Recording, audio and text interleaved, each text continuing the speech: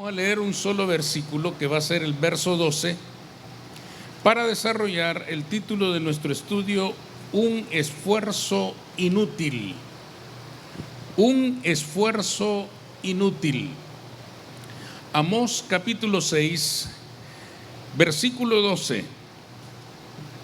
Dice así, hermanos, en este versículo: correrán los caballos por las peñas, ararán en ellas con bueyes. ¿Por qué habéis vosotros convertido el juicio en veneno y el fruto de justicia en ajenjo? Vamos a repetirlo. Correrán los caballos por las peñas, ararán en ellas con bueyes. ¿Por qué habéis vosotros convertido el juicio en veneno y el fruto de justicia en ajenjo? Pueden sentarse, hermanos. Un esfuerzo inútil. Todas las culturas, hermanos, a lo largo de la historia han desarrollado la habilidad de elaborar pensamientos muy llenos de sabiduría que han sido expresados de una manera muy poética, de una manera muy fácil de recordar. Son los famosos refranes que en la Escritura se llaman proverbios. ¿Quién de nosotros no recuerda todos esos refranes que nos han acompañado a lo largo de toda la vida? Ejemplos: al que madruga Dios le ayuda, el que anda entre la miel algo se le pega. Es decir, esos son ideas proverbiales, son refranes que todos hemos aprendido y todos los recordamos. La característica más importante, hermanos, de estos refranes es que encierran verdades cargadas de sabiduría. El rey Salomón, que es universalmente reconocido por su sabiduría, escribió todo un libro que se llama Proverbios en la Escritura y que justamente reúne una serie de refranes que comunican mucha sabiduría a la mente humana. Pero estos pensamientos proverbiales no solo encierran mucha sabiduría, sino que están redactados de tal manera que hacen un efecto inmediato en nuestra mente, hacen un impacto fuerte, formidable en nuestra mente, penetran nuestra mente sin que nadie pueda evitarlo. Cada vez que escuchamos nosotros un refrán, un proverbio o lo leemos en la Escritura, al reconocer la cantidad de sabiduría que encierran, no nos queda otra cosa sino afirmar: es cierto, esto es verdad. Reconocemos el impacto, la fuerza que tienen esas palabras, la fuerza que tiene esa idea y la fuerza que comunica a nuestra mente y a nuestra vida.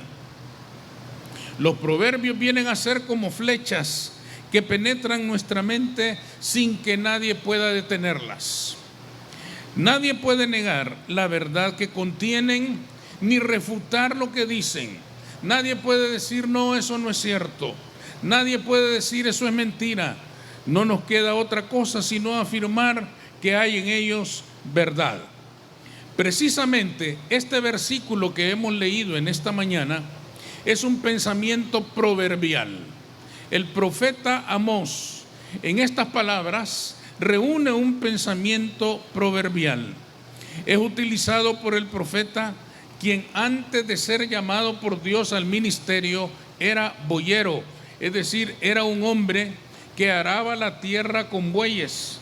Por lo tanto, él sabía de lo que estaba hablando cuando pronuncia estas palabras. Pero en el contexto de aquel mensaje que el profeta de Jehová lleva al pueblo de Israel, nosotros tenemos que preguntarnos qué es lo que quería decir el profeta con estas palabras. ¿Qué idea quería comunicar? ¿Qué mensaje quería llevar al pueblo al pronunciar estas palabras que hemos leído en el versículo 12? Sin duda alguna, hermanos, que el propósito del profeta era que el pueblo se diera cuenta de que hay esfuerzos en la vida que son inútiles. Como hombre de campo, sabemos bien o sabía bien lo que decía. Sabía que poner a correr a un caballo para que suba por unas peñas es un esfuerzo inútil. Un caballo no lo va a lograr. Dice en la primera parte, ¿correrán los caballos por las peñas? Lo que él estaba diciendo es, ¿podrá un caballo subir por un cerro de piedra, de roca pura? Lo único que lograrían sería destrozar las patas del animal, pero ciertamente no sería posible para un caballo subir por una peña. También sabía por experiencia que tratar de arar en la roca era un esfuerzo inútil. ¿Ararán con ellas los bueyes? Es decir, él estaba diciendo, ¿será posible arar, abrir un surco para sembrar la semilla en la peña? Imposible, será un esfuerzo inútil. Quien lo intente destrozará el arado y destrozará a los animales, tratando de abrir un surco en una peña de roca sólida, imposible de penetrar.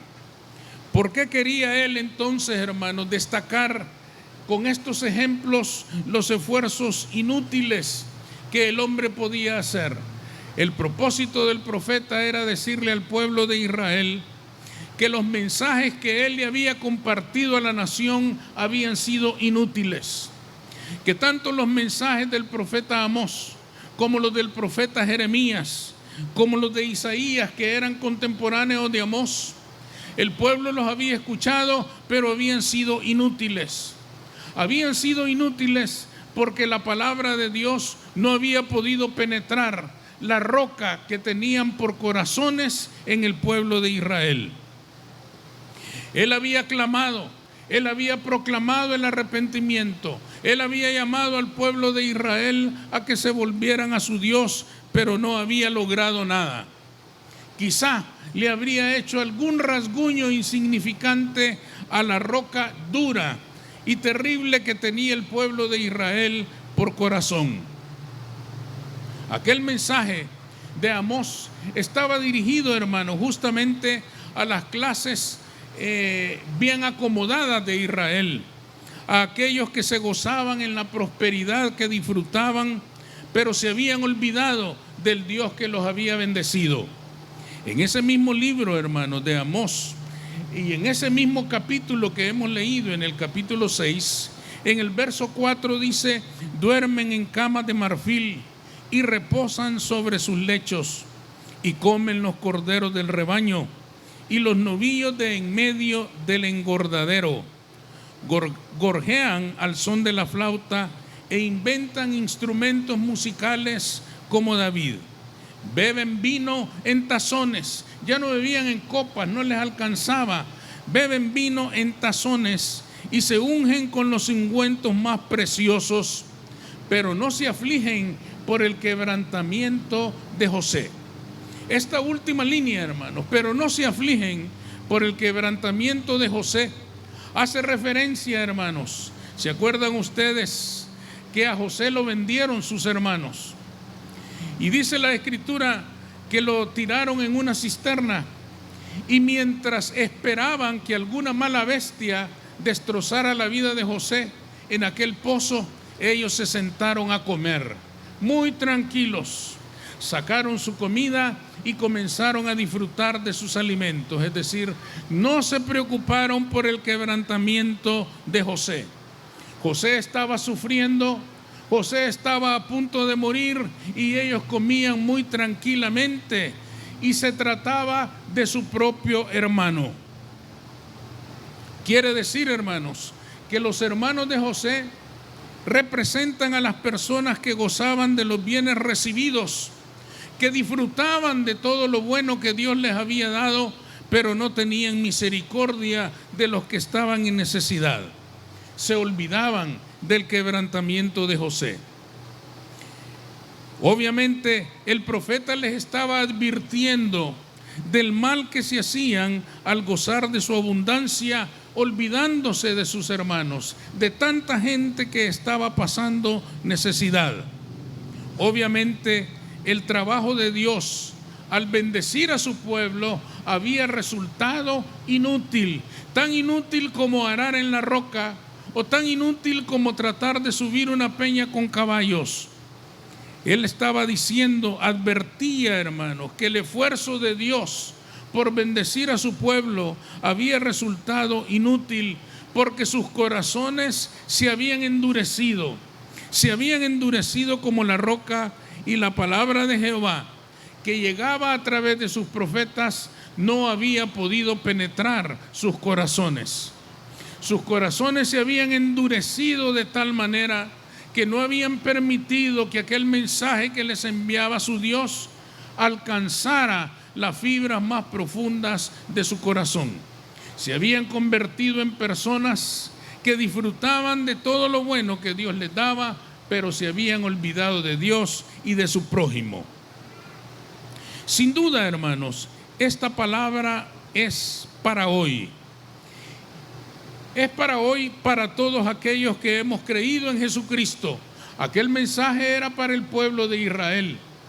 Y el mensaje de esta palabra sigue siendo para el pueblo de Dios. Y hoy en día el pueblo de Dios somos nosotros, su iglesia. Quiere decir que este mensaje es, hermanos, para todos aquellos creyentes que podríamos estar escuchando la palabra del Señor, quizá ya por mucho tiempo, pero peligrosamente, hermanos, la hemos escuchado por mucho tiempo, quién sabe si de una manera inútil. La predicación del Evangelio puede haber sido algo similar a correr a los caballos en la peña o pretender arar con bueyes en la ruca. Ha sido un esfuerzo inútil porque aunque los predicadores tratan de llegar a nuestros corazones de tantas formas y de tantas maneras, aunque al final del mensaje podamos decir amén, quién sabe si realmente esa palabra ha logrado penetrar la roca de nuestro corazón. Quién sabe si nuestro corazón se ha endurecido tanto que escuchamos la palabra sin que ésta pueda penetrar nuestras almas. Desafortunadamente, hermanos, cualquiera de nosotros puede endurecer su corazón con el paso del tiempo.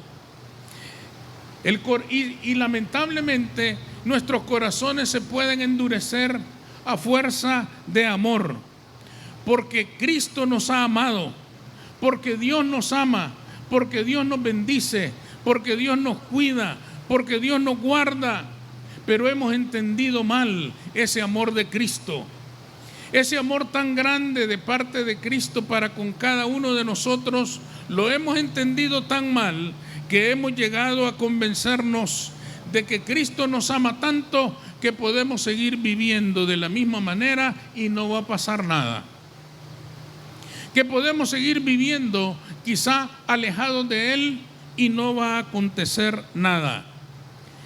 Como cristianos podemos equivocarnos tanto con el amor de Dios que podemos llegar a jactarnos de cuánto nos ama el Señor, de cuánto nos bendice el Señor, de cuánto nos cuida el Señor, sin experimentar ningún cambio en nuestra vida, sin experimentar una transformación en nuestra vida. La peña de nuestro corazón recibe algunos rasguños cuando escuchamos el mensaje de la palabra, pero su dureza impide que la semilla del Evangelio caiga en un buen terreno y dé fruto a su tiempo. Desafortunadamente, eso puede sucedernos a cualquiera de nosotros. Si pensamos con cuidado, no tendría sentido ni propósito que el Señor nos amara tanto para abandonarnos en la misma condición en que nos encontró. No tiene sentido pensar que el Evangelio es que Dios haya enviado a su Hijo para que muera por nosotros y para que sigamos viviendo de la misma manera. No tendría sentido porque de esa forma no podríamos gozar del verdadero amor de Dios en Cristo. Desafortunadamente, aún estando en la iglesia, nuestros corazones podrían seguir siendo el mayor obstáculo para que Cristo perfeccione la obra que ha comenzado en nosotros. El profeta Isaías dijo en una ocasión en el capítulo 29 y verso 13: porque este pueblo se acerca a mí con su boca y con sus labios me honra, pero su corazón está lejos de mí. Nosotros podemos confesar el nombre de Cristo continuamente, podemos confesarnos hijos de Dios, podemos proclamar que Él es nuestro Padre, podemos declarar que Él nos bendice abundantemente, y sin embargo nuestro corazón, tan engañoso como es, podría todavía estar muy lejos de tener una comunión sana, fuerte, saludable con Cristo Jesús como nuestro Señor y Salvador. ¿Y cuál es el resultado si esto llegara a suceder? Cuando el corazón del cristiano se endurece, la vida cristiana no da frutos. Y todos nosotros sabemos que la Escritura nos habla de frutos del Espíritu que son magníficos y maravillosos, que son la verdadera medida de cuánto un cristiano ha crecido en su vida espiritual. La Escritura dice que los frutos del Espíritu son amor, paz, bondad, benignidad, frutos maravillosos, extraordinarios, magníficos, que nos dan una idea de cuál es la estatura de un cristiano. Un cristiano que da frutos es un cristiano que está creciendo. Y por eso deberíamos preguntarnos nosotros, si en tanto tiempo que tenemos de escuchar el mensaje del Evangelio, hemos comenzado ya a dar frutos que marquen la medida en la que estamos creciendo, o si seguimos escuchando el mensaje día tras día, mes tras mes, año tras año, pero no damos muestras de estar creciendo en nuestra vida cristiana. Cuando el corazón se ha endurecido, no es posible dar frutos. Y cuando no se da frutos, el creyente termina cayendo en una nueva religión, en una rutina religiosa muy parecida a la que teníamos antes. Asistimos a la iglesia por religión, participamos de un culto por religión, creemos en una religión, pero quién sabe si todavía tenemos comunión con el Cristo de nuestra salvación. ¿Cuántos caballos, cuántos bueyes y arados habrá destrozado el Señor tratando de abrir un surco en nuestras vidas? La verdad, hermanos, no importa si hayan sido muchos o hayan sido pocos. Lo que de verdad importa es que dejemos que Cristo nos cambie el corazón de piedra por uno de carne.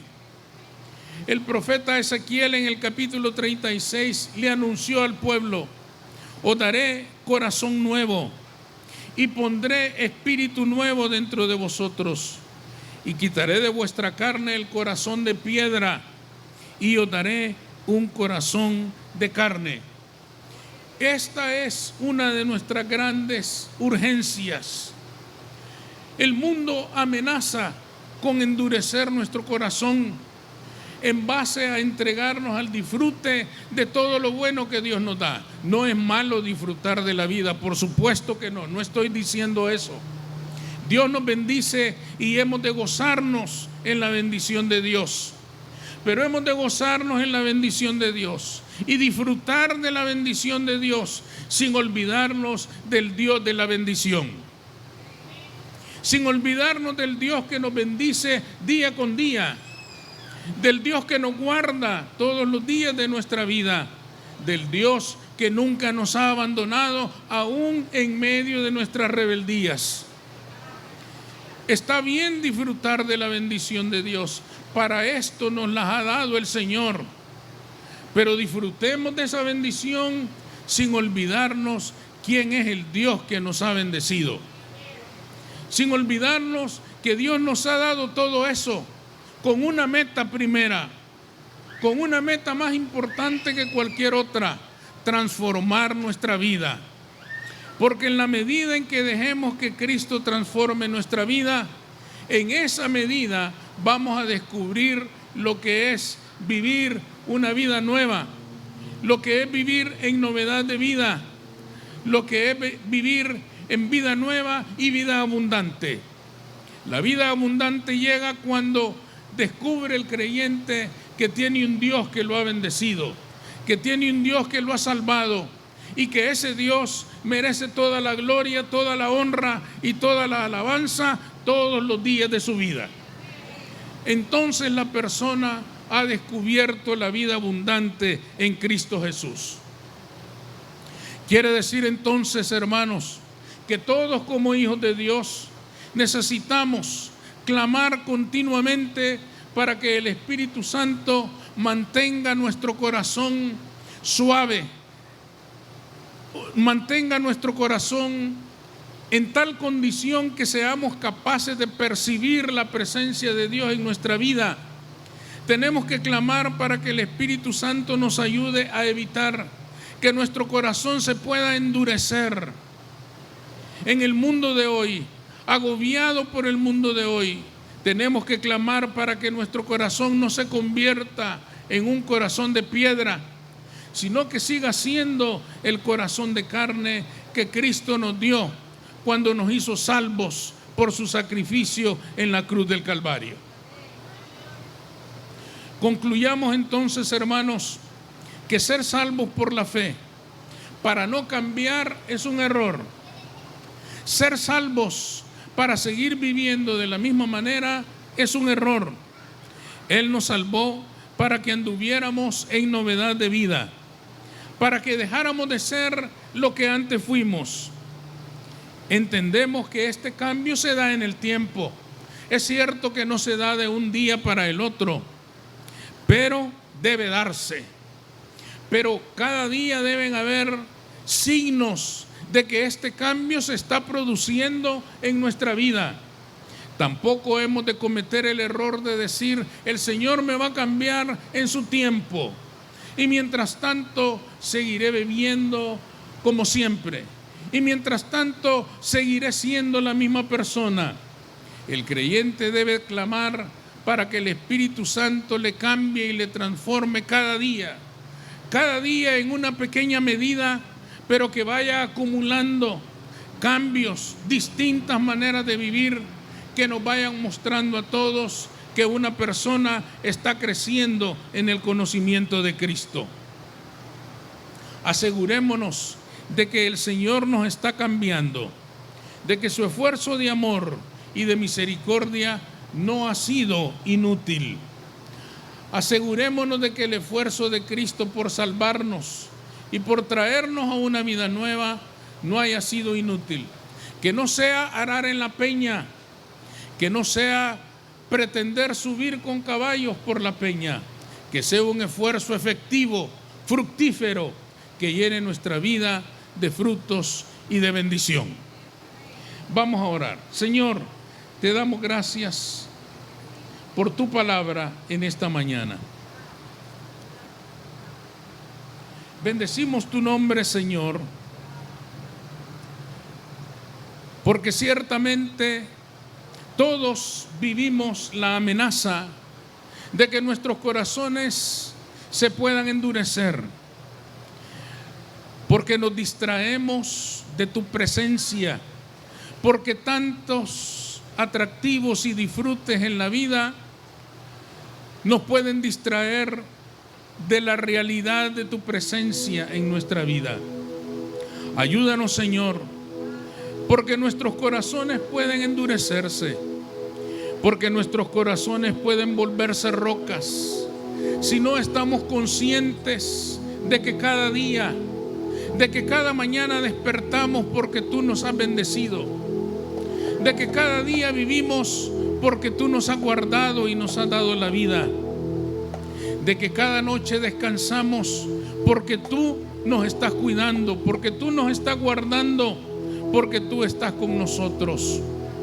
Ayúdanos, Señor, para que el disfrute de la vida no nos impida tener conciencia de que tú eres el todo de nuestra vida, de que alejados de ti no somos nada, de que en ti están nuestras fuerzas, en ti está nuestra bendición, en ti está la respuesta a todas nuestras necesidades. Ayúdanos, Señor, para que tu Espíritu Santo mantenga nuestro corazón en un estado dócil, que reciba tu palabra y la deje penetrar en nuestra vida para que vayamos siendo transformados día con día. Gracias, Señor, porque tú nunca nos abandonas, porque siempre estás con nosotros y siempre nos vas a bendecir. En tu nombre, Cristo Jesús. Amén.